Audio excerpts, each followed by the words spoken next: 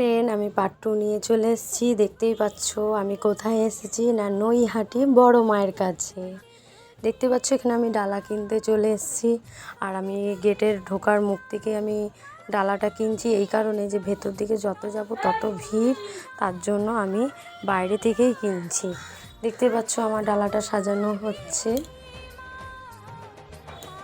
আমরা সবাই মিলে ডালা কিনছি। এবারে আমরা চলে গেলাম গঙ্গাঘাটে।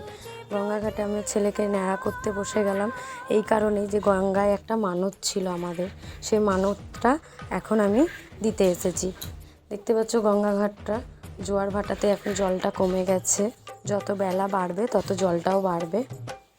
আমরা এখানে চলে এলাম, এখানে এসে ছেলেকে ন্যাড়া করতে বসে গেছি। দেখতেই পাচ্ছ গঙ্গাঘাটটাও অনেকে এখানে ডন্ডিও কাটছিল, যার যেরকম মানত ছিল সে সেইভাবে ডন্ডি কাটছিল।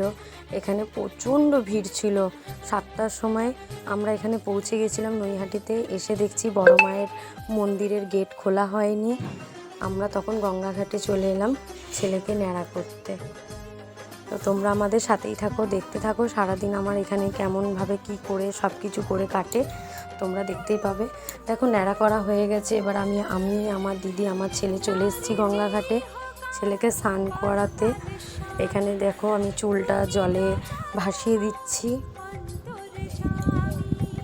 দেখতেই পাচ্ছ চুলটা আমি জলে ভাসিয়ে দিলাম। ফ্রেন্ড, কারা কারা এখানে এসেছিলে পুজো করতে? নৈহাটির বড় মা এখন খুবই ফেমাস, এখন সবাই এখানে যাচ্ছে আর খুবই জাগ্রত। মানে এখান থেকে কেউ খালি হাতে কখনোই ফেরে না। তো দেখতেই পাচ্ছ, তো আমি ছেলেকে স্নান করাতে যে আমি একটা পাশেই একটা দিদি দাঁড়ানো ছিল, তার কাছ থেকে একটা ঘটি চেয়ে নিলাম, ছেলেকে স্নান করিয়ে নিলাম। একটা দিদি এসেছিল, তাকে আমি বললাম যে দিদি আমি তো জলে নামতে পারবো না, আমরা স্নান করে এসেছি, তো আমার ছেলেটাকে একটু স্নান করিয়ে দেবেন। তো অনেকটা জলে নিয়ে যেয়ে আমার ছেলেকে ওখানে ডুব দিয়ে নিয়ে এলো। তারপরে আমি এখানে পুজোটা শুরু করে দিয়েছি। দেখতেই পাচ্ছ মা গঙ্গার যতটা যা লাগে, শাঁকা পলা নোয়া আলতা সিঁদুর তেল পান সুপরি সব রকম দিয়ে আমরা পুজো দিচ্ছি। এখানে দেখতেই পাচ্ছ দিদি আমার সাথে হেল্প করছে। আমি ফার্স্ট টাইম আমার ছেলের কোনো মানসিক দিতে এলাম তো আমি এখানে পুজোটা কমপ্লিট করছি, তোমরা দেখতে থাকো। দেখতেই পাচ্ছ পাশে রুদ্র খেলা করছে জল নিয়ে, আর আমি এখানে পুজোটা করছি। তো আমার এখানে পুজোটা দিয়ে খুবই ভালো লেগেছিল, মনটাও খুব শান্তি হলো যে না আমি ঠিকঠাক সব কিছু দিয়ে আমি পুজোটা সম্পূর্ণ করতে পারলাম।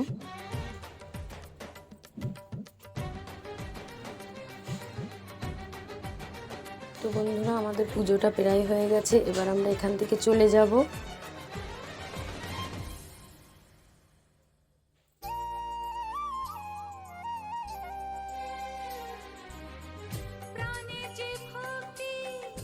দেখতেই পাচ্ছ বন্ধুরা, সবাই আমরা মিলে এখানে পুজো দিচ্ছিলাম গঙ্গাঘাটে। মা গঙ্গাকে পুজো দেওয়ার পরে দেখো আমি সব কিছুই দিয়ে দিলাম, যতটা যা নিয়মকানুন বাড়ি থেকে আমাকে বলা হয়েছিল ততটাই আমি যে পুজো দিলাম। এই যে রুদ্র, দেখতেই পাচ্ছ রুদ্রকে তিলক পরিয়ে দিল। একজন বলছিল রুদ্রকে নাকি চৈতন্য দেবের মতন লাগছে, তো রুদ্র ওদের জন্যই হাসছিল ভিডিওতে।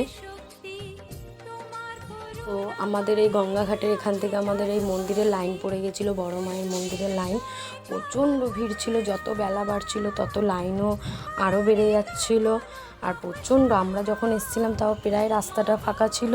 আমরা গঙ্গাঘাট থেকে পুজো দিয়ে বড় মায়ের মন্দিরে লাইন দিতে দিতে অনেকটা ভিড় হয়ে গেছিলো। দেখতেই পাচ্ছ আমরা গঙ্গাঘাট থেকে অনেকটা এগিয়ে এসেছি, আমার পেছনে কতটা লাইন। এই বড় মায়ের মন্দিরে ঢোকার ঠিক আগেই এই দোকানটা পড়ে। দেখতেই পাচ্ছ আমি বড় মায়ের দর্শন তোমাদেরকে আগেই করিয়ে দিলাম বাইরে একটা দোকান থেকে। এবারে চলো আমরা আস্তে আস্তে সবাই মিলে এগিয়ে যাই বড় মায়ের মন্দিরের দিকে। প্রচণ্ড ভিড়, প্রচণ্ড রোদ, আর এত রোদ গরমেও ভিড় বেড়েই যাচ্ছিল। দেখতেই পাচ্ছ বড় মায়ের মন্দিরের সামনে পৌঁছে গেছি। এবারে আমরা বড় মাকে পুজো দিয়ে আমরা ওখান থেকে রওনা দেবো।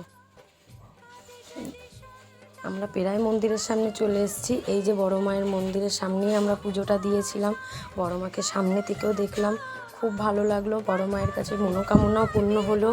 তো বড় মায়ের কাছে আমি আবার দ্বিতীয়বার যখন যাব আমি পুরো ভিডিওটা তোমাদের সামনে করার চেষ্টা করব।